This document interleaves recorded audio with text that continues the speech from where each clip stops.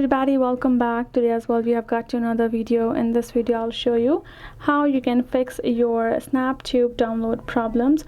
But before that, please do make sure to like our video, subscribe our channel, and yes, without any further delay, let's get started.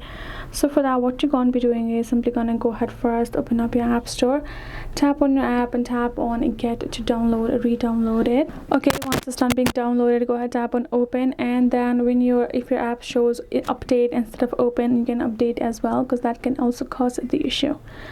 Once you're done, tap on continue. Now you're going to choose your language. Once you have chosen your language, and then tap on next over here, tap on next and start.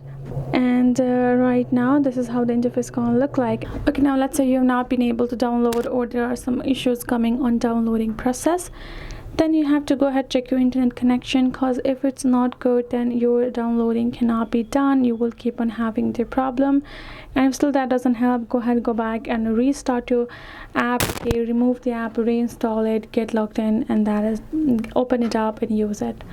That's how you can solve it. Hope this video helped. Thank you so much for watching. I'll see you guys in our next video.